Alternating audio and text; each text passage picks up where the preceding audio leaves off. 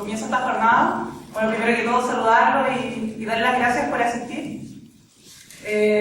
Bueno, este foro se hace principalmente porque hace varios años ya el movimiento estudiantil viene impulsando varias demandas, apelando a la necesidad real de generar cambios y una profunda transformación en el sistema educacional.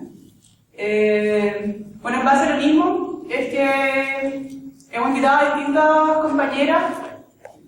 Está la compañera Pamela, por ejemplo, que trabaja en otra universidad, la CONATUCH, que es el sindicato reclutado. Está Ignacio, que también es estudiante de Derecho de la PUC, secretario orgánico de los Juventudes Comunistas y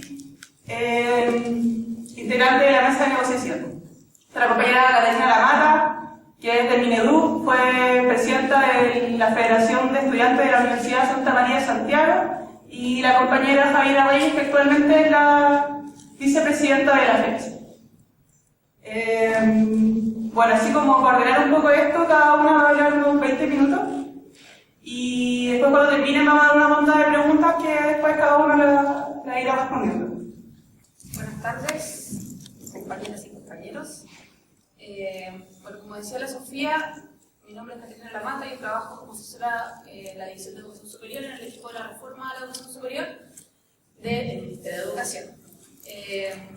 Bueno, la idea un poco de la presentación que voy a hacer ahora es básicamente tratar de entregarles la mayor cantidad de elementos en torno a la propuesta de reforma que se está desarrollando en el Ministerio de Educación, de la reforma del gran proyecto de ley, y elementos también importantes que se elaboran desde la política de la realidad del 2016. Creo que es importante tratar de separar esos debates, entender las diferencias importantes que existen entre cada uno de esos puntos y un poco explicarles también en qué momento estamos, cómo está el trabajo legislativo, cuáles son los tiempos que estamos esperando y cómo esperamos que este proyecto de ley entonces ingrese al Congreso.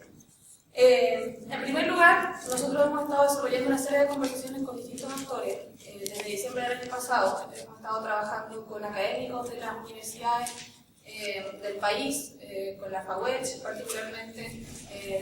Hemos trabajado con la FENATUECH, con la FENAFUCH, con la CONATUCH, con muchas organizaciones terminadas en CH, pero básicamente organizaciones de trabajadores, de académicos, no académicos de las instituciones de educación superior, con los rectores, con el CRUCH, con el CUECH, con las organizaciones de los rectores de la CFT y la OIP, con IFO, Vertebral. Hemos tratado de hacer una pasada bien importante de trabajo con básicamente las organizaciones nacionales de los actores del mundo de la educación superior.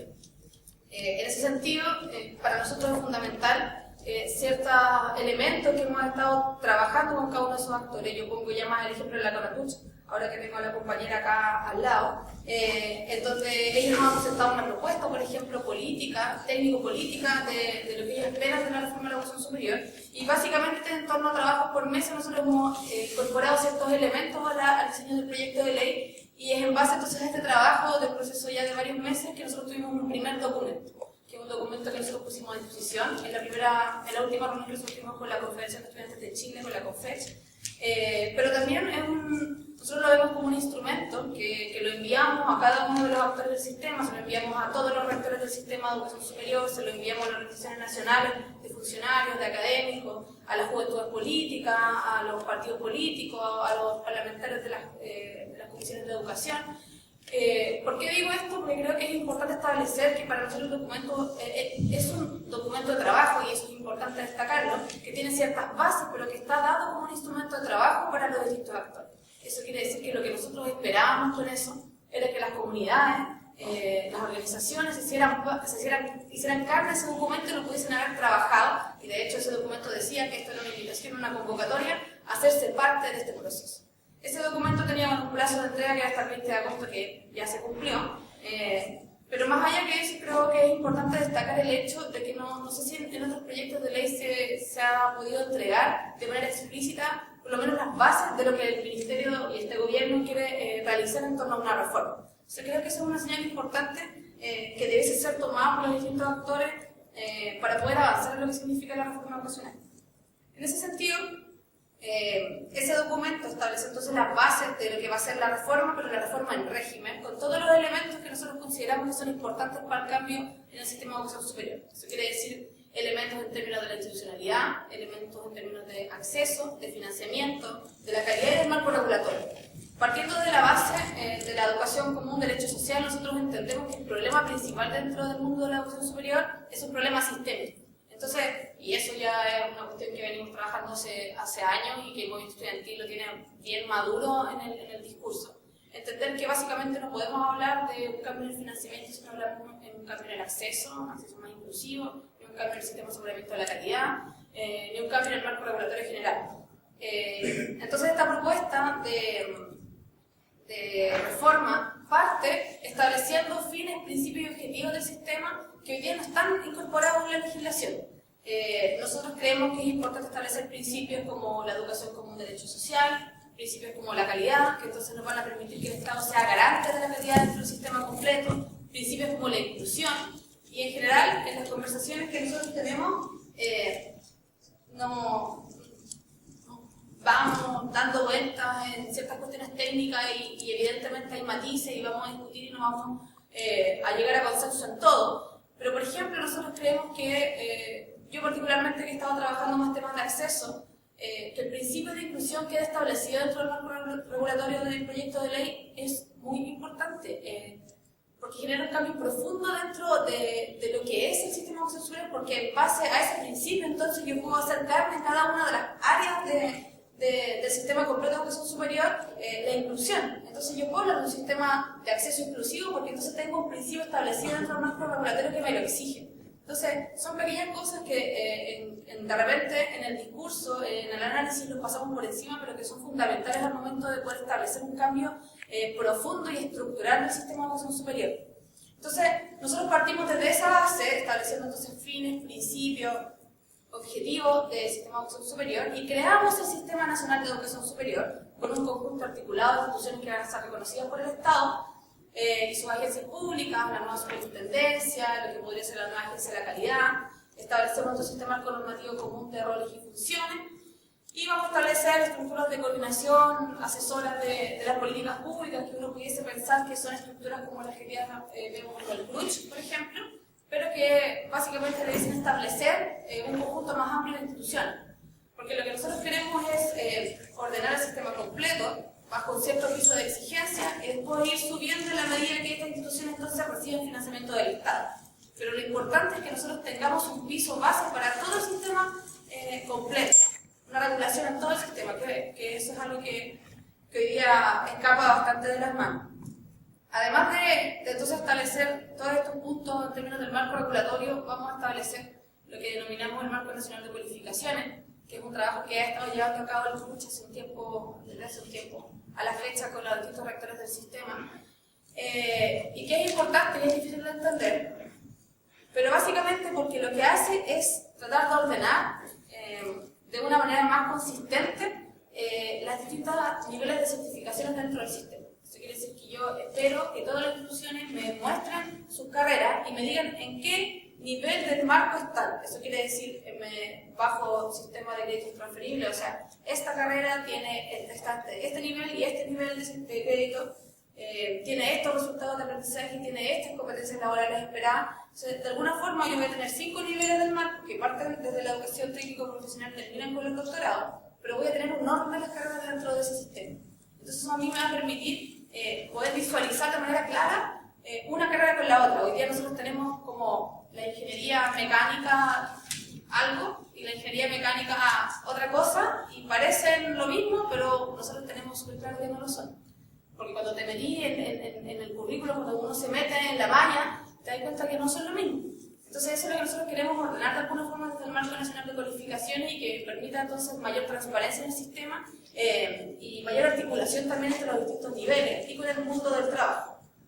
Entonces, vamos a hacer una pasada, esto voy a tratar de hacerlo como lo más breve posible porque es muy denso, pero entonces vamos partiendo desde el marco regulatorio general, con principios, con fines, con objetivos. Entonces tengo este sistema nacional de instituciones de educación superior reconocidas por el Estado, tengo un marco nacional de cualificaciones que ordena todas las carreras y yo también voy entonces a entrar a definir qué tipo de instituciones hoy día va a reconocer el Estado, qué son las universidades, qué hacen las universidades, qué son las instituciones técnico-profesionales y qué hacen las instituciones técnico-profesionales. Y pueden ser preguntas que son bastante básicas cuando los discutimos. Pero si uno va a la legislación actual, uno no encuentra eso. Y si uno va a ver las instituciones y cuál es el rol que están cumpliendo y cuáles son las funciones que están cumpliendo, tampoco ve con claridad qué es lo que se está haciendo. Entonces, dentro de este diseño a la fecha, porque insisto que esto es un diseño que todavía está en trabajo, lo que nosotros tenemos definido son universidades, tenemos su definición, su misión y los fines, que básicamente son la docencia, la investigación y la vinculación con el medio, y tenemos las instituciones técnico-profesionales, que dentro de sus fines también incorporan la investigación en ciencias aplicadas. ¿Qué quiere decir eso? Que hoy día el panorama que nosotros vemos en instituciones en donde tenemos centros de formación técnica e institutos profesionales debiese cambiar. Porque lo que nosotros vamos a exigirle a las instituciones técnicos profesionales es que tengan cierta parte de investigación en ciencias aplicadas. Entonces uno debiese pensar que quizá capaz institutos profesionales van a tener que hacer un upgrade y ser otro tipo de instituciones, y nosotros hablamos de institutos politécnicos o algo parecido a eso, pero algo un poco más consistente, y entonces que involucre los distintos fines que nosotros estamos estableciendo dentro de la legislatura. Además de eso, nosotros vamos a poner exigencias un poco más potentes en términos de reconocimiento oficial de las instituciones de educación superior, que es algo que hoy día no existe, como que uno levanta un papel y ya puedes tener una universidad con una carrera en una casa de cualquier parte. Y ese tipo de cosas no puede seguir pasando. Entonces, lo que nosotros tenemos que entrar a regular, a poner un piso fuerte en términos de reconocimiento oficial, y que esas condiciones se mantengan en el tiempo. O sea, que esas exigencias sean un primer piso de exigencias mínimas para que una institución entonces exista. Esas condiciones van a ser presentarse a la acreditación de calidad, ser fiscalizada por la superintendencia, participar de un sistema de acceso común, regirse por el Marco Nacional de Cualificaciones y demostrar su sustentabilidad financiera. Entonces tenemos un primer piso de exigencia para el sistema completo, entonces, que hace que de alguna forma tengamos mayor consistencia en todas las instituciones del sistema, sea CFT, sea IP o sean universidades, estatales o privadas. Por último, dentro de lo que es este gran mapa del marco regulatorio, lo que nosotros queremos hacer, y es una de las demandas más importantes, yo creo, del movimiento estudiantil, es la prohibición de lucrar. Y ahí va a entrar fuerte la tipificación de lo que es el lucro, porque ya sabemos bien que una cosa es decir no lucro y otra cosa es decir qué es lucrar. Entonces vamos a tener que hacer y definir una normativa que, no sé, explique entonces la destinación exclusiva de recursos a fines educativos, la provisión de actos correlacionados, la regulación de actos condependientes, etc. Pero lo importante es que nosotros vamos a avanzar en desarrollar e identificar el lucro, y vamos a crear la superintendencia, que entonces va a ser la institución que se va a hacer cargo de fiscalizar que efectivamente las instituciones no lucren. Ahora bien, ahí nosotros sabemos que hoy día las universidades no pueden lucrar, por ley, todas. Lo que propone este proyecto de ley es que entonces aquellas instituciones que vayan sumándose a la gratuidad no lucren. Eso quiere decir que aquellos CFT y IP que ingresen al sistema de financiamiento por parte del Estado, entonces van a tener la prohibición de lucrar. Eso es como en términos muy generales el marco regulatorio del proyecto de ley. Hay una segunda pata importante que tiene que ver con el nuevo sistema de acceso, y en términos muy generales lo que nosotros estamos proponiendo es un sistema común, de uso común para todas las instituciones. Eso quiere decir que hoy día ya no vamos a tener el DEMRE o el SUA más que nada, que son el DEMRE, la institución como está el DEMRE, más las 8 privadas, más las 8 privadas. Sino que lo que debiésemos tener es un gran sistema único que incorpora todas las instituciones, con un capítulo de universidad y con otro capítulo de instituciones técnico-profesionales. Lo que nosotros queremos es entonces avanzar en transparencia para todos y todas, y para todos los actores del sistema, y que entonces yo pueda meterme en una plataforma única y ver las vacantes, las ponderaciones, los instrumentos que se están utilizando, y entender entonces por qué uno puede entrar o por qué uno no puede entrar. Hoy día la gente en algunos CFT básicamente hace fila, y el CFT decide de acuerdo a la fila cuántas vacantes abre más o menos, uno no tiene claridad. Bueno, los CFT de hecho no tienen instrumentos de selección, tienen algunos, pero no lo tienen como ordenados de manera sistémica. Entonces, en este caso, no significa que nosotros les exijamos a ellos que jueguen, por ejemplo, una prueba estandarizada para que sus estudiantes ingresen. No significa eso. Lo que estamos diciendo es que de alguna forma tienen que ordenar y mostrar cómo están ingresando sus estudiantes. Más allá de eso, que creo que lo que es más importante es que nosotros visualizamos el sistema de admisión en dos partes. El acceso, entonces va a tener una batería diversificada de instrumentos que no solo va a incorporar una prueba estandarizada, y hablo de una prueba estandarizada porque no estoy hablando de la prueba, la PSU, sino que un rediseño de la prueba de selección universitaria que tome entonces todos los aspectos que son negativos ya dentro de la prueba de selección universitaria, y otros instrumentos como el ranking de nota, como el reconocimiento de aprendizajes previos para específicamente los CFT y las personas que vienen del mundo laboral, pruebas especiales que pueden establecer las instituciones. Pero el tema es que avancemos de un mecanismo que está basado en una prueba hoy día a un sistema que entonces esté basado en distintos instrumentos que permitan que el acceso sea inclusivo a través de la admisión regular. Entonces, tenemos este acceso vía instrumentos diversificados, y aparte nosotros entendemos que la admisión no solo es el acceso, sino que también la permanencia y titulación de esos estudiantes. Entonces es un macro proyecto que entonces tiene estas dos patitas de acceso y permanencia, y que lo que va a establecer entonces son acciones de nivelación en los primeros años y acompañamiento durante varios años para aquellos estudiantes entonces que requieran de apoyo en términos de contenido, en términos de apoyo socioemocional. Pero que sea una exigencia de parte de las instituciones que así sea. ¿Por qué? Porque el objetivo entonces no es solo que los estudiantes como ingresen, abrir la puerta, sino que esos estudiantes se titulen.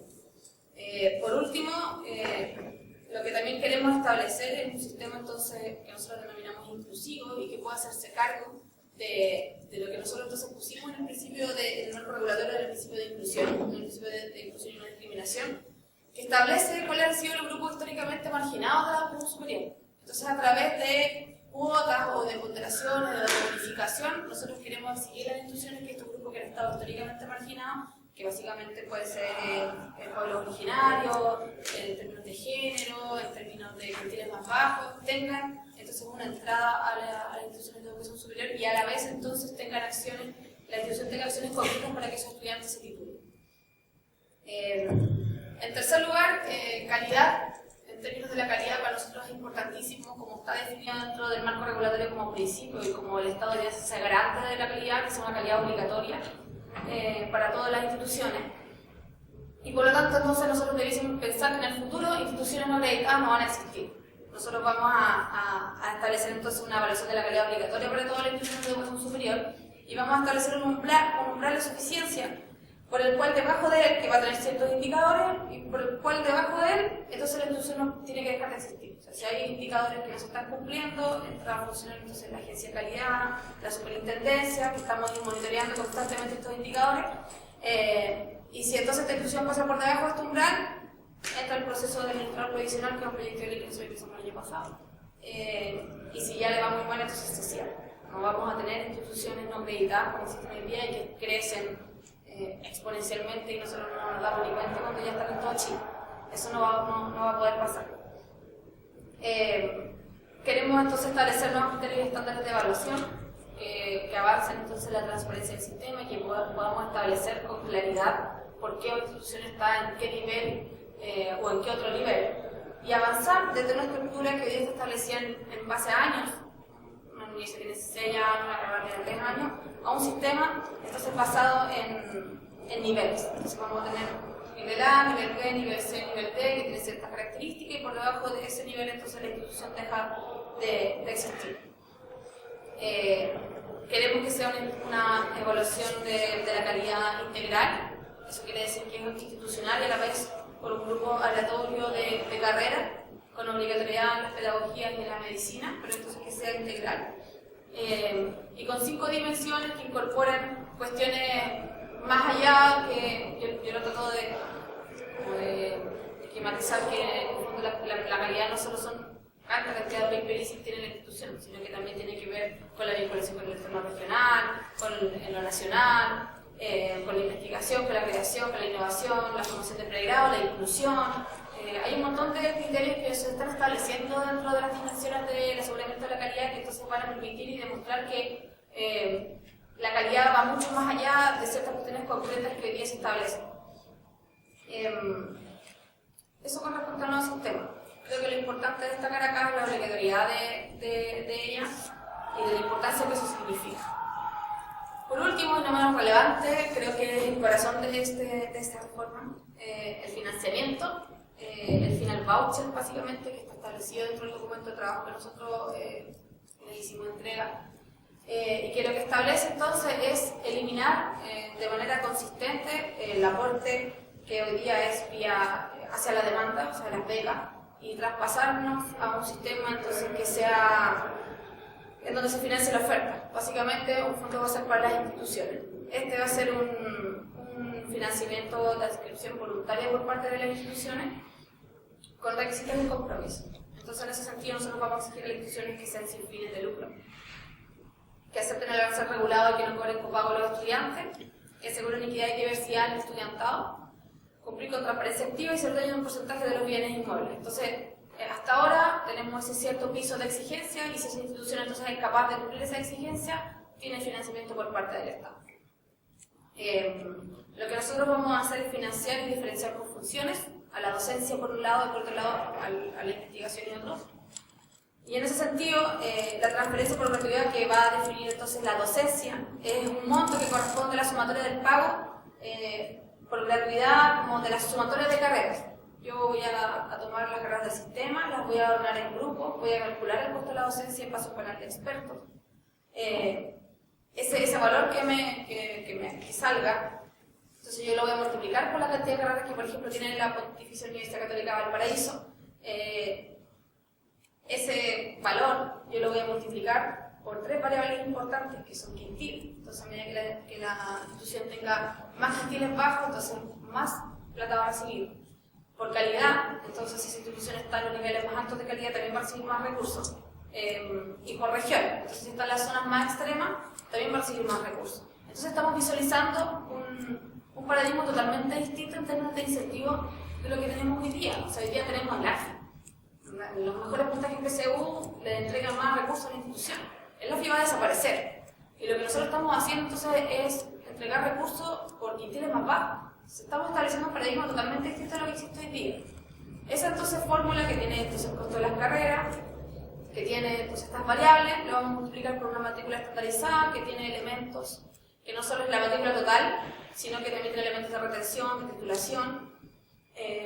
Porque creo que lo que hay que entender es que el final del voucher no es solo la eliminación de las becas, sino que es que yo no pase recursos como cabeza por cabeza de estudiantes que está dentro de la institución y que yo tenga otros elementos más. Entonces, en ese sentido, nosotros incorporamos elementos de retención y de titulación dentro de la fórmula que entonces hacen y generan este gran valor de transferencia por gratuidad, como le llamamos nosotros. Ya, voy a terminar, ya. Mucha información, lo siento. Esa es como la transferencia por gratuidad, pero aparte entonces lo que nosotros también nos vamos a establecer son fondos basales por las otras funciones, y ahí tenemos el convenio marco con las instituciones del Estado y el fondo basal por desempeño con las universidades privadas. Y básicamente aquellas instituciones que queden por fuera de este sistema, o sea que no asuman estos compromisos con el Estado, no tienen acceso a fondos de ninguna forma por parte del Estado, excepto a proyectos con ICIT, que es como lo que existe hoy día. Para terminar, traté de ser como una pasada muy rápida de lo que es el proyecto, que es lo que hace el proyecto del régimen, que es lo que está un poco incorporado dentro del documento que nosotros entregamos. Pero hay un tema importante que es la gratuidad del próximo año y que establece ciertos criterios en base a lo que nosotros creemos que es la urgencia de poder partir con el compromiso de gobierno que se estableció dentro del programa.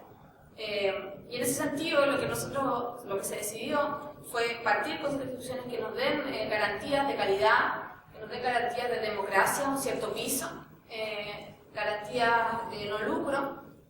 Y entonces, decidiendo eso y en base a sus criterios, nosotros decimos, bueno, vamos a partir con la gratuidad para el 60% más, de los criterios más bajos de las instituciones de educación superior. Y lo importante, yo creo que es dejar establecido y que todos tengamos en la cabeza que la reforma no es la gratuidad. La reforma es más allá que el cambio en términos del financiamiento y que la gratuidad sí es de 2016. Que la reforma tiene cambios estructurales en todas las áreas del sistema educativo superior y es a eso donde nosotros tenemos que apuntar y es a eso a lo que nosotros queremos llegar. Si nosotros no estamos visualizando ese futuro o ese objetivo como el fin último, entonces tenemos un problema. Porque entonces no se hace consistente con lo que nosotros estamos estableciendo como primer paso. Pero entenderlo desde esa perspectiva creo que es lo importante. Creo que es importante establecer la importancia que tiene, la relevancia que tiene el movimiento estudiantil dentro de lo que significa esto. Y yo ayer estuve en un foro en la UB y lo decía muy claro, que creo que esto, entendiendo el rol de los estudiantes dentro de este contexto, El tema no es estar o no estar con el gobierno. El tema es si tú estás o no estás con las demandas históricas del movimiento estudiantil. Y hay ciertas demandas históricas que están establecidas dentro de ese documento, que es la propuesta del gobierno con la reforma de la educación superior, que creo que hay que tomarlas en consideración. Y hay que ver cómo nos hacemos parte de ese proceso y poder seguir avanzando en las reformas estructurales que este país necesita y en poder avanzar en una mejor educación para todos y todas. Muchas gracias.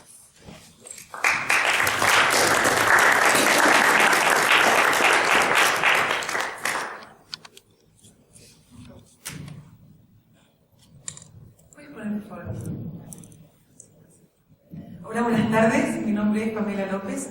Yo soy presidenta del Sindicato Alberto Hurtado acá de la Universidad Católica del Valparaíso. Para los que no me conocen, para los que sí.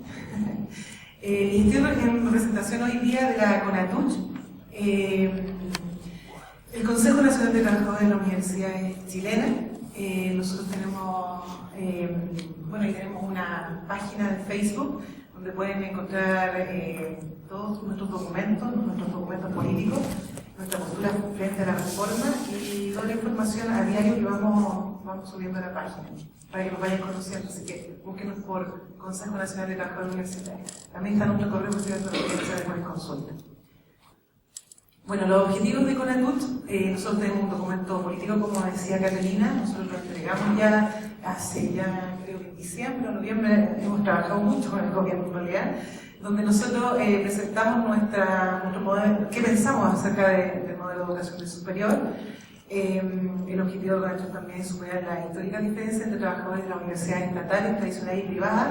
De hecho, CONATUCH nosotros tenemos acogido ahí gente de distintos frentes, por así decirlo, de las universidades. Tenemos la Chile, está la PUC, hay universidades privadas, está en la región de Santa María, nosotros.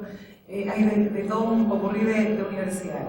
¿Ya? Y apostamos, esto fue formado en el año 2000, por ahí por el 2008, la CONATUCH, y apostamos a la unidad, que es la unidad fuerza en el fondo de la construcción que queremos para la educación superior.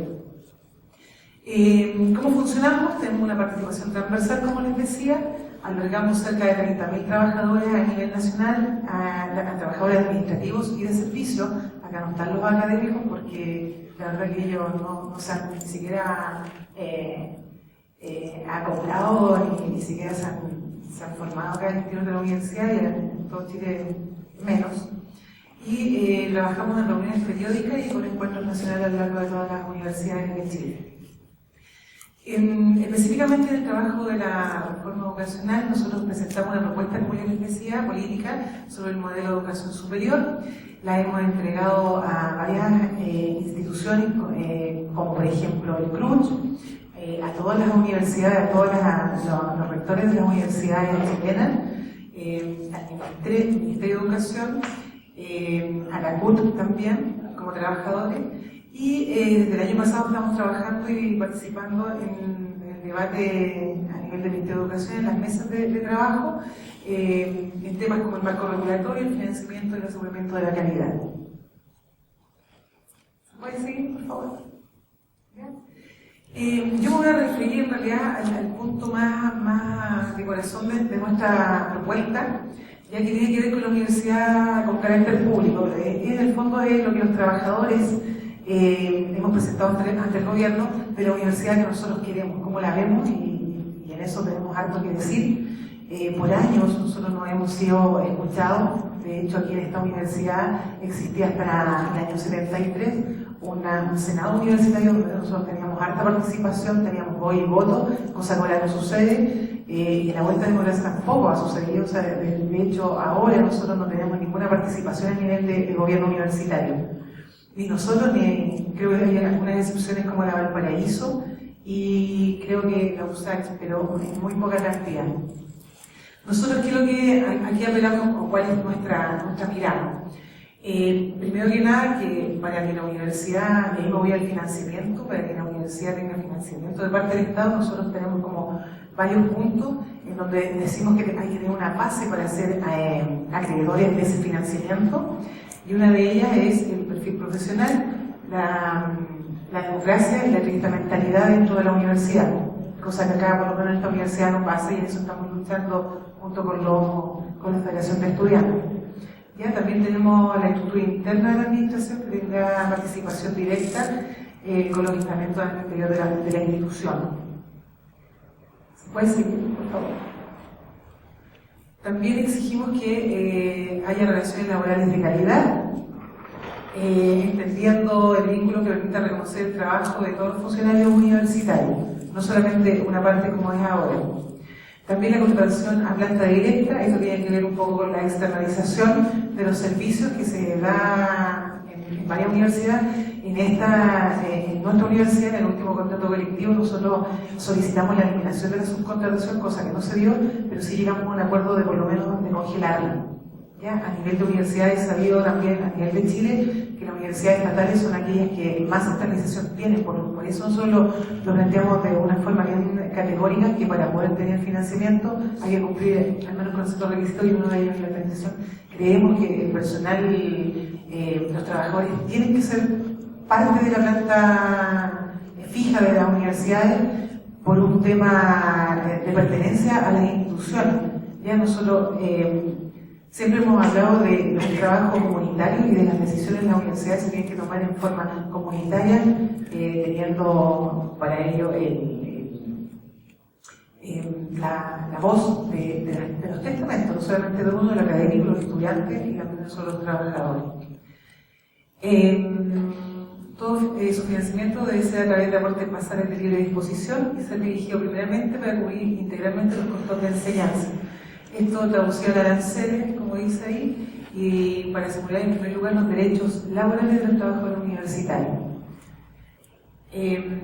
Autofiscalización, nosotros también solicitamos ahí dentro de nuestro documento al Ministerio de Educación la participación en esto que hablaba Catalina, que tiene que ver con esta institución nueva de superintendencia, que tiene que ver también con la acreditación y con la CNA que actualmente que ellos proponemos además cambiar esa estructura, que sabemos que la acreditación ahora ya no va a ser voluntaria sino que obligatoria, y ahí queremos nosotros también ser partícipes de esa instancia. Por eso hablamos de fiscalización en lo externo y también en lo interno de la universidad. Acá más o menos los temas son bien extensos, la verdad, y por eso traje esta estructura que se trata de cómo nosotros vemos el financiamiento a las universidades, y creemos que para que sea repartido el financiamiento tienen que ser universidades públicas. No nos referimos a universidades estatales como sí, sino que universidades como las nuestras que tienen vinculación con el medio, a eso nos referimos. ¿Ya? Cuando se cumplen ciertos requisitos, que ahí lo estamos viendo, la universidad pública, de carácter público, como nosotros llamamos, tiene que tener una comunidad educativa donde estén los tres estamentos, donde están incluidos ustedes los estudiantes, estamos nosotros los trabajadores y también los académicos. En esta universidad, por ejemplo, las decisiones que hoy se toman es de un grupo muy minoritario de académicos, que tienen que ver con quienes participan en el Consejo Superior, y son alrededor de 400. Eso, más o menos, son como 1000 académicos, y solamente votan y tienen derecho a voz 400. De hecho, en la actualidad, en el Consejo Superior solamente hay la participación de un integrante que no es académico, que es de la Federación de Estudiantes, y de los trabajadores tenemos 0 participación a ese nivel. Entonces, creemos que para que la universidad sea de carácter público tiene que tener una comunidad educativa donde estén los tres estamentos. Y en primera línea, esa comunidad educativa debemos determinar el horizonte de la institución. O sea, nosotros tenemos que estar metidos en el fondo en la visión y el perfil del profesional. Queremos estar metidos, tener participación y que se escuche también nuestra voz en esas tres cosas principales de una institución, cosa que actualmente no sucede, por lo menos acá no sucede. También queremos determinar la estructura interna y dirección de las autoridades de manera colegiada. ¿Ya? Queremos también ser partícipes de la elección de los rectores y de las autoridades institucionales.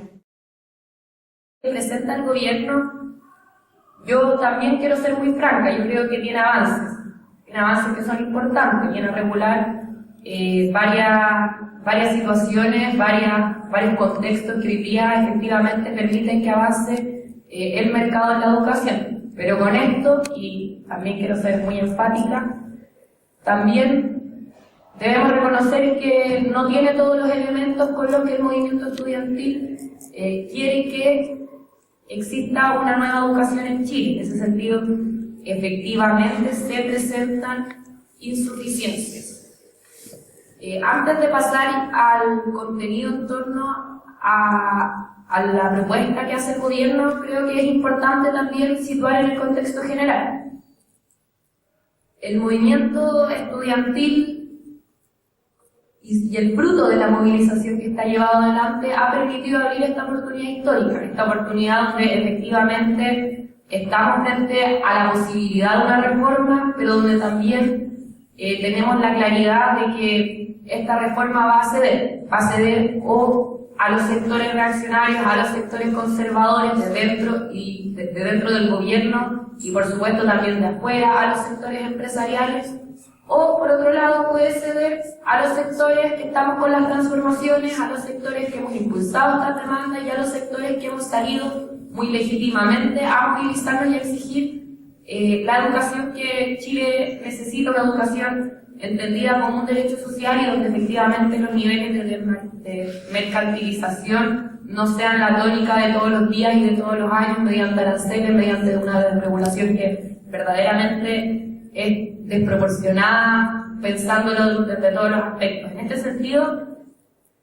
el movimiento estudiantil, abriendo esta posibilidad histórica de hacer cambios, se encuentra también frente al primer cambio estructural y levantado desde los movimientos sociales desde que terminó la dictadura militar en nuestro país. En eso me parece también que es importante recalcarlo porque ningún movimiento social ha sido capaz de plasmar una sola transformación al sistema político que nos fue impuesto en la dictadura militar. Es un antecedente que es importantísimo.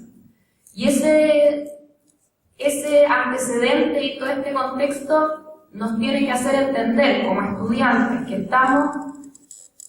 esta oportunidad nos trae una responsabilidad que es tremendamente importante y tremendamente gigantesca también. El riesgo de no lograrlo es el riesgo de que ningún movimiento social, probablemente muchos años más, sea capaz de hacer una transformación profunda.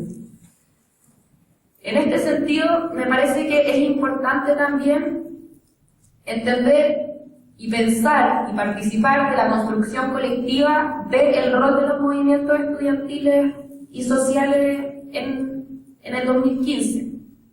En ese sentido, creo que también debemos preguntarnos qué es lo que estamos haciendo como movimiento social, cómo lo estamos haciendo. Yo en ese sentido creo que este año debe ser de profunda crítica para el movimiento estudiantil. Crítica porque no hemos sido capaces de abordar un debate programático que sea extenso, que sea profundo, que nos permita instalar y recuperar la agenda, cuestión que todavía no la tenemos nosotros. Decir lo contrario, la verdad, sería de una soberbia tremenda y sería de una desproporción que no guarda relación con la realidad en el país. Y porque si bien hemos tenido este año en particular niveles de movilización que son importantes, no hemos sabido dotarlos de este sentido programático de la transformación social y de la educación, más en lo concreto que queremos construir. Creo que aquí tenemos que hacer los estudiantes valer la vocación transformadora de los movimientos sociales y también un poco empezar a configurar un escenario en el cual seamos claros con cuál es el objetivo político del movimiento estudiantil hoy día, porque eso no es un elemento que se vea con mucha claridad en las instancias de la CONFECH, en mi muy humilde opinión, y eso me parece que es trascendental. Hoy día el movimiento estudiantil va a disputar esta reforma educacional, al menos por el actual que ha tenido este año. Creo que eso en ninguno de los casos queda claro y me parece que es importante recalcarlo, porque somos los estudiantes los que tenemos el derecho a decidir si queremos o no dejar pasar esta oportunidad que nos ha costado movilización, que nos ha costado años de compañeros que han tenido que hacer un montón de sacrificios, y hoy día tirar esta oportunidad por la borda me parece que sería responsable con la necesidad urgente que sigue existiendo en Chile de cambiar la educación en nuestro país. Lo digo particularmente porque hoy día pareciera que aquellos grupos que conducen el movimiento estudiantil están más preocupados de contraponerse a todas las iniciativas que salen desde otros, de los actores institucionales, priorizando así su acumulación política para hacer organización en un par de años más por sobre los intereses legítimos del movimiento social de conquistar, de no solamente disputar esta reforma de educación, porque una cosa es la disputa, sino también de generar las condiciones para ganarla. Yo creo que esa capacidad transformadora la tiene el movimiento social y creo que ahí está la clave de cómo vamos a hacer que efectivamente la educación en nuestro país cambie. Respecto a la propuesta que realiza el Mineduc y el gobierno, creo que hay varios elementos que hoy día, como lo decía anteriormente, creo que hay elementos que sí representan un avance, que es importante, que vienen a regular varios aspectos que no están regulados, pero voy a hacer un énfasis en los elementos que yo creo, o en mi muy humilde opinión, trabajada al menos desde algunos espacios también de la Universidad de la que vengo, de la Universidad de Chile, que son elementos centrales en torno a cómo efectivamente logramos que una reforma sea profunda y represente el avance estructural. Creo que a grandes rasgos hay 4 primeros elementos que sin duda son elementos que no están tratados con la profundidad que una reforma educacional debiese incluir. El primero de ellos es el fortalecimiento de la educación pública.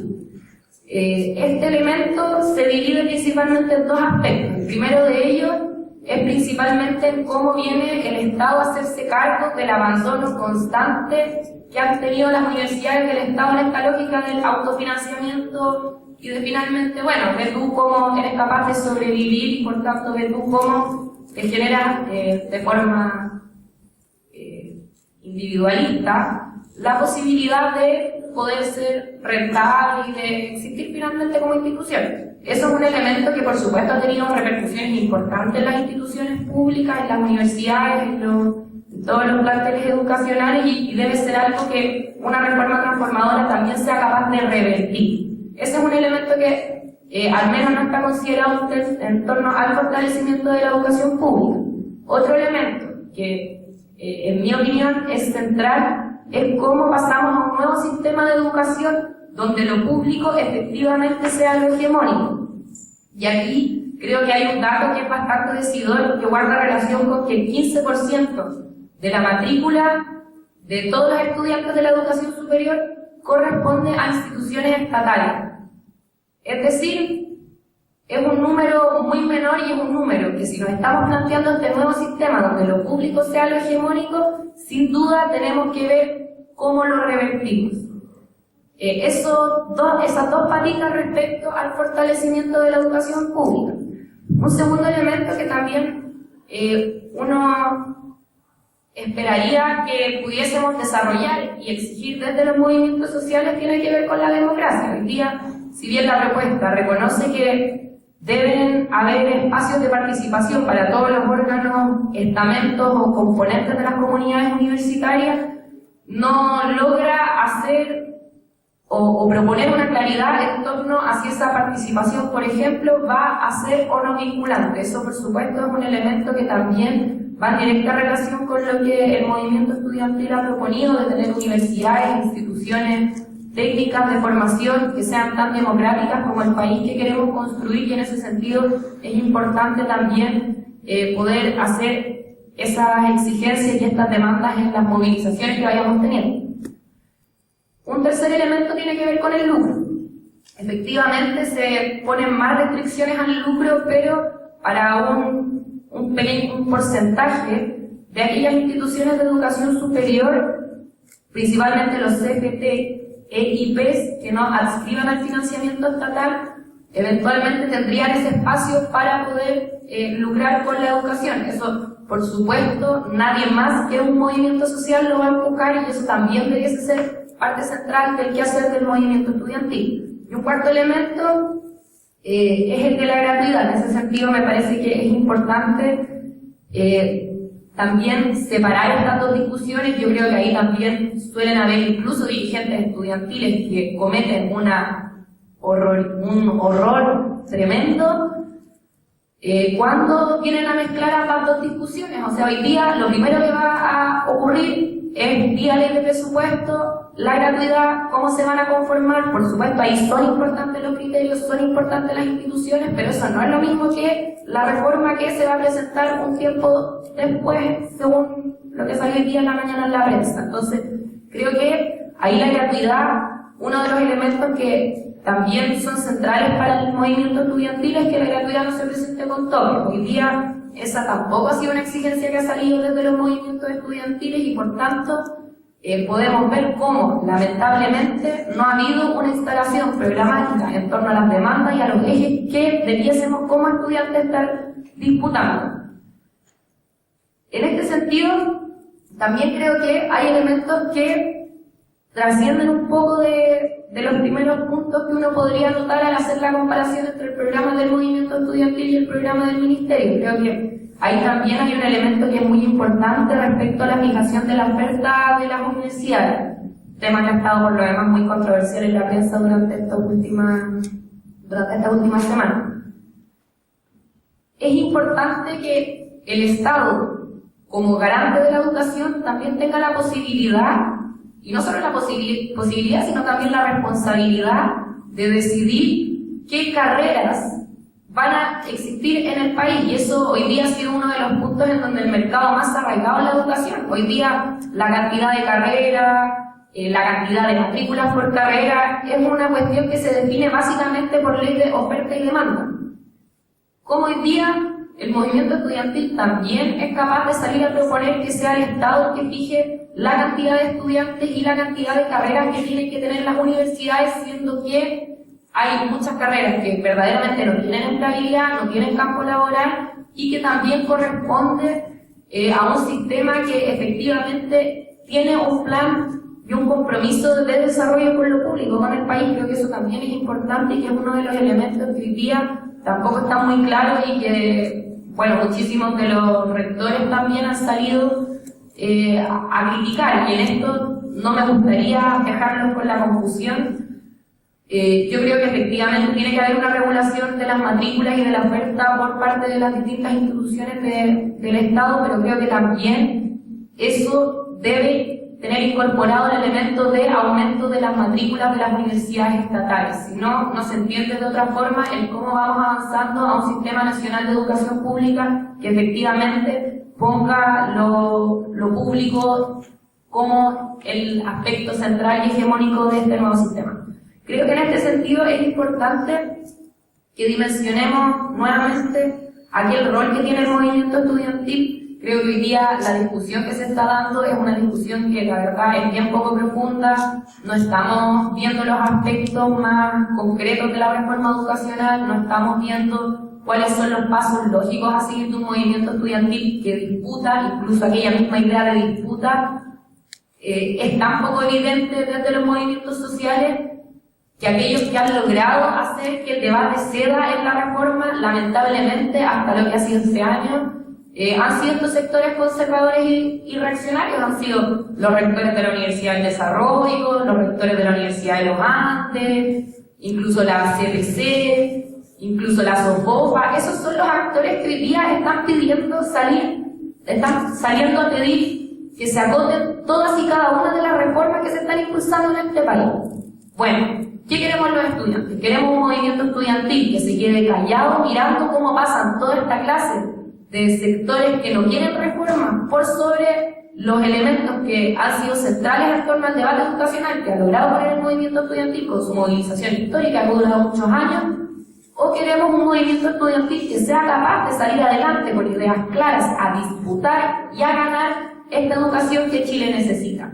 Eso también es responsabilidad, obviamente, de los estudiantes. Creo que a veces también este tipo de espacios son profundamente necesarios porque la desinformación aquí aplica para los dos lados, aplica para los sectores reaccionarios del país que no quieren reformas y también aplica para aquellos sectores que hoy día dicen querer disputar las reformas y no son capaces de salir a dar una discusión programática y de salir a poner los puntos sobre las guías de qué es verdaderamente esta educación pública que queremos construir como país.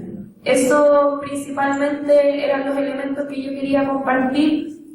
Solamente y muy por encima en función del tiempo, creo que hay elementos respecto al acceso que también son importantes. Yo, si bien valoro mucho esa propuesta, creo que hoy día el documento que se nos entrega no es tan claro en función de qué porcentaje mínimo, por ejemplo, van a tener que tener las pruebas estandarizadas los aprendizajes, el reconocimiento de aprendizajes previos, el ranking y las pruebas especiales, y creo que eso también es importante en función de que no quede la puerta abierta para que, por ejemplo, pase que haya universidades que exigen, no sé, voy a inventar números, un 80% respecto a pruebas estandarizadas y el 20% respecto a los otros 3 elementos. Creo que eso también son elementos que son importantes respecto al debate educacional. Respecto a la calidad, creo que ahí también tenemos una deuda que es importante, que es respecto a cómo profundizamos en los criterios que hemos puesto. Hemos dicho que queremos que se financien universidades democráticas, universidades que sean complejas, universidades que cumplan un rol, un desarrollo con el país,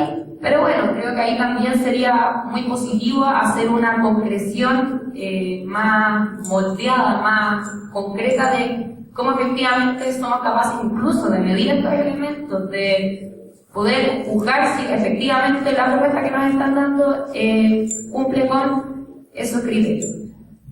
Como última cosa, dejarlos de verdad invitados a que sean ustedes mismos los que de primera fuente reciban toda esta información. A mí, la verdad, como el nivel de incluso, palabras más vulgares, cahuineo que se ha generado al respecto me parece que es preocupante, y en ese sentido, de verdad, los felicito por su interés de poder compartir en este foro con nosotros, pero también dejarlos invitados a que puedan estar atentos a este debate, porque es un debate que es importante, es un debate que con claridad programática y con movilización vamos a poder, como movimiento estudiantil, devolverle a Chile un nuevo sistema de educación pública que tantos años hemos estado pidiendo y que por supuesto seguimos necesitando. Muchas gracias.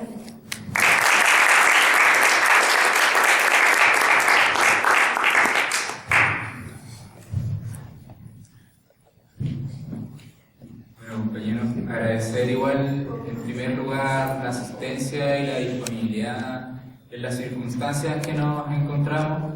La verdad es que, como muchos sabrán, acá como Católica hemos enfrentado un proceso de movilización hace ya poco tiempo, un proceso bastante abultado, con alto y bajo, y que en realidad tiene mucho por comentar y agregar, pero eso no es lo que nos convoca acá.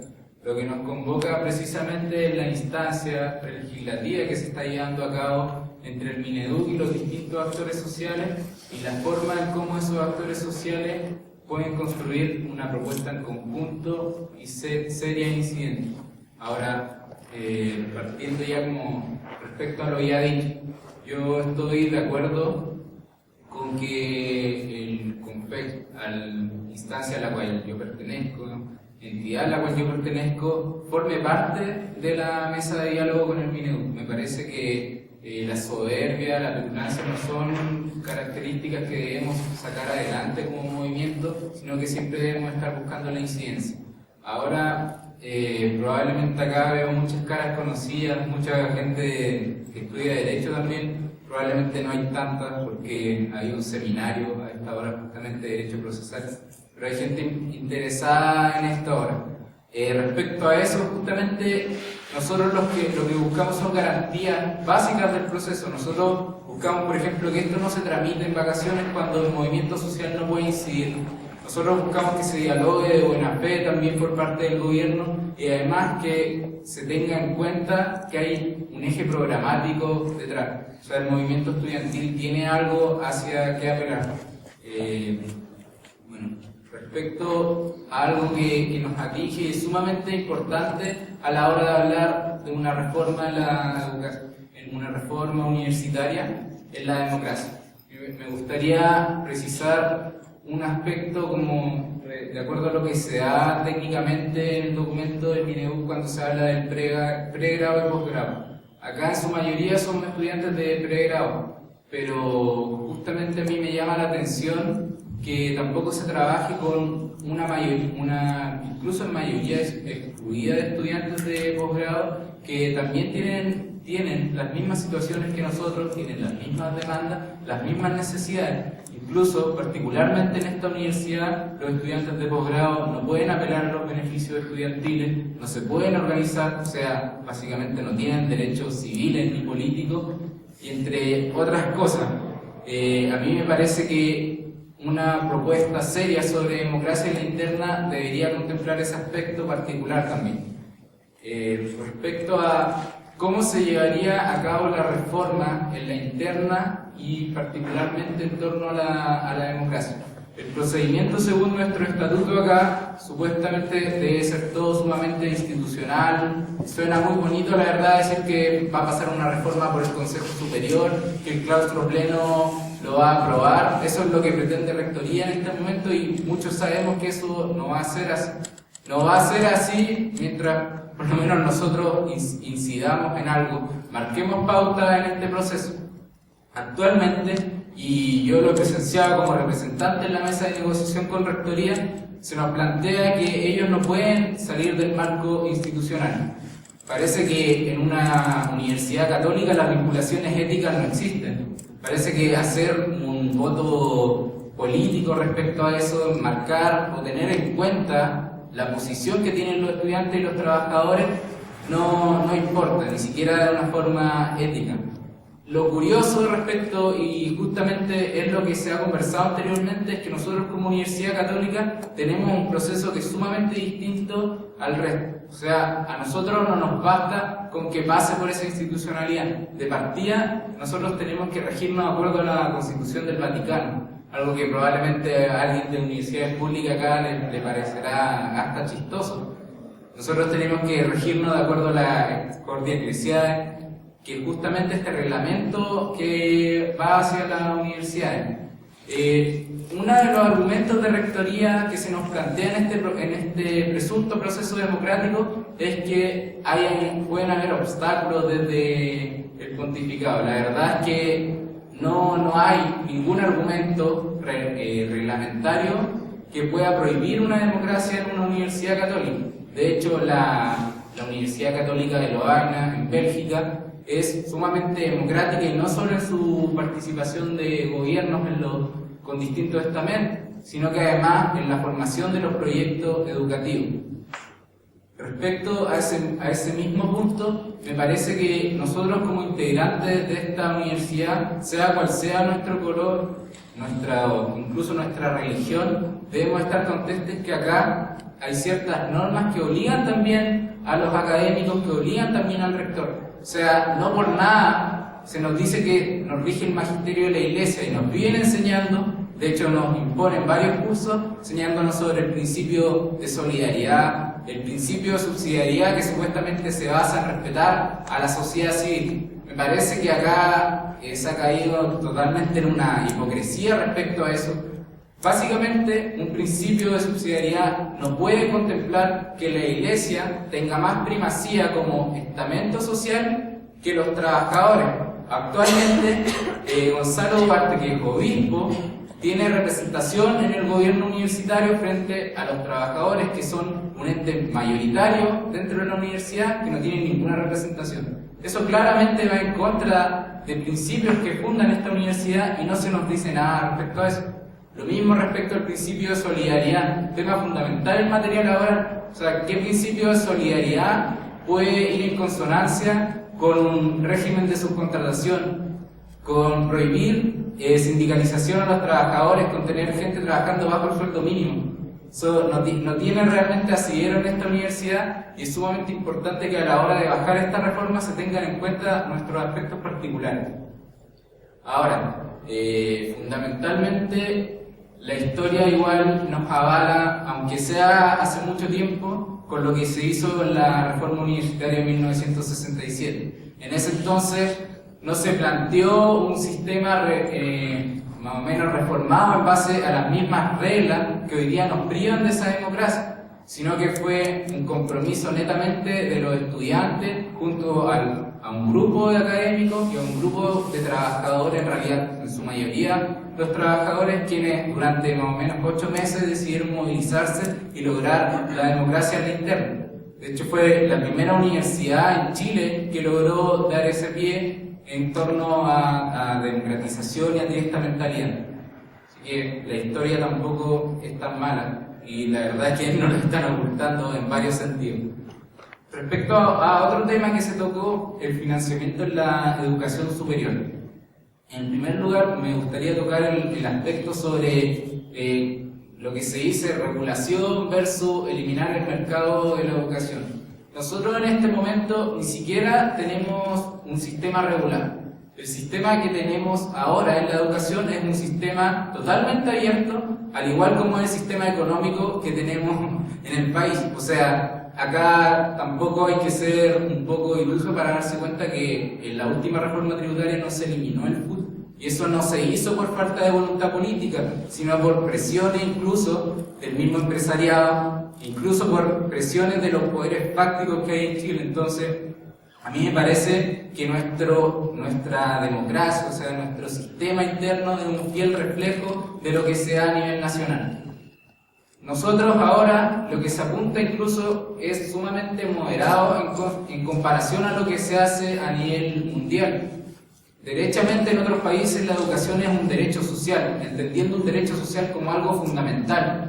Un derecho fundamental no puede ir en consonancia como algo que es dependiente del mercado. El mercado no puede garantizar un derecho más allá de las condiciones económicas. Lo vemos siempre en los argumentos de la derecha, de la SOPOFA, la CTC, etcétera, que se nos dice que la educación se puede garantizar, pero siempre teniendo en cuenta el crecimiento económico. Es curioso que justamente en los países donde existe este sistema también sea totalmente distinto. La educación no depende del mercado. Tampoco existe esta patraña también de tener universidades que no están acreditadas y que justamente son legados de la misma dictadura. O sea, nosotros debemos empezar a ver lo que somos más o menos del 80 en adelante, con la misma separación y división de las universidades públicas en Chile. Eso tiene una causa clara. La idea es sumamente puntual. Un derecho social no puede ir en consonancia con el mercado. Y acá, muchas veces en esta universidad y sobre todo en la escuela de Derecho, en la escuela de Ingeniería se nos va a decir que el crecimiento económico aquí y allá. A mí me parece curioso que se ataque tanto el crecimiento económico y no se den ciertas estadísticas que están más o menos ocultas. O sea, por ejemplo, se nos habla de desempleo hoy en día. El desempleo justamente bajó un 1,3% en el último informe económico que se hizo a nivel institucional. También se nos está hablando que prácticamente nos debemos adecuar a China en torno a su economía. O sea, ya ni siquiera es que debemos adecuarnos al crecimiento económico, adecuémonos a lo que dice China, siendo que en este momento y la crisis que está surgiendo ahora somos uno de los países menos afectados. Entonces, ¿hasta dónde llega este límite entre lo que es chantaje empresarial y lo que es derechamente falta de lucro? Acá realmente yo no sé si en Chile no habrá el capital suficiente para financiar una reforma educacional, teniendo en cuenta, por ejemplo, propuestas que han hecho los mismos dirigentes estudiantiles que ahora son parlamentarios respecto a las ganancias del cobre. O sea, hoy día el 10% de las ventas que hace el cobre, el principal producto de nuestro país, se van derechamente al ejército. Actualmente Chile vive una crisis institucional que nadie la puede negar, incluso perteneciendo a una juventud institucional. Y esta crisis es totalmente transversal. Y cuando hablamos de que es totalmente transversal, decimos que parte de lo que se da en ese aparato estatal que está por muchos lados dando agua, también se da, por ejemplo, en la interna del movimiento estudiantil. Hay mucha corrupción acá adentro también, incluso en la misma iglesia, e incluso, como ha salido últimamente, en el mismo ejército. Ahora, yo creo que los que crean que el ejército se financia realmente por un amor a la patria y no por una cuestión heredada, realmente deben ver un poco la historia de cómo ha sido y cómo llegó a tener ese capital nuestro ejército. En ese sentido yo creo que el dinero está, pero está mal distribuido. Ahora, otro punto que también es importante, si estamos pensando en la educación que queremos, son los aranceles. O sea, nosotros si vamos a contemplar la educación como un derecho fundamental, debemos, aunque suene por un lado sumamente extremo, no tener que pagar aranceles sería idóneo, pero el arancel se debe eliminar. Por su parte, este concepto de que el individuo, su familia, deba tener que financiar su propia educación, perpetúa las mismas lógicas socioeconómicas que se quieren erradicar a través de la educación, y además perpetúa la misma lógica neoliberal del individuo que se vale por sí mismo sin importar la cooperación del entorno. Me acuerdo de un foro en el verano donde había un debate sumamente interesante entre el rector de la Universidad de Chile, está el rector del ex pedagógico, y había otros rectores de universidades privadas. Y justamente uno de los temas que se planteaba era el arancel. Hoy día sería sumamente injusto, por ejemplo, dejar a universidades como la Universidad del Paraíso, el mismo ex pedagógico, sin presupuesto arancelario. ¿Por qué? Porque realmente no reciben lo suficiente del Estado o de otros entes para poder subsistir. Realmente ni siquiera en un modelo de mercado no hay una competencia equitativa. Hoy día, por ejemplo, nuestra universidad no solamente recibe por becas, nuestra universidad también se llena los bolsillos en base a lo que financia el Vaticano o la Iglesia en Chile. Entonces nosotros igual, para avanzar hacia una educación pública, debemos avanzar también en transparencia. Justamente un tema sumamente conflictivo en torno a la transparencia acá es algo que se dio en verano y pasó sumamente piola. El Mineduc de Harald Beyer en 2013 dio 3.000 millones de pesos extra a nuestra universidad, que eran en concepto de becas y créditos. En los dos últimos claustros plenos, donde se hace esta transparencia de finanzas, ni el rector ni ninguno de los otros profesores ha planteado dónde fueron a llegar estos 3.000 millones de pesos. A mí me parece grave, y no solo por el tema de faltar a la verdad, sino justamente por el tema de que esto se debe a falta de democracia. O sea, nosotros no tenemos ninguna información hacia dónde van nuestros propios recursos que invertimos en nuestra educación. Ni siquiera desde el mismo concepto de mercado hay una concepción de consumidor. No hay prácticamente ningún derecho por ningún lado garantizado en esta universidad, por lo menos. Me gustaría agregar un último punto respecto a lo que se comprende como público. En la Convención de Estudiantes del 2012 se dice que se establece por lo público aquello que pertenece a todos, no se rige por intereses privados, y en Chile no existe ninguna institución en esa calidad. A mí me parece que cuando hablamos de público también debemos tener en cuenta la democracia.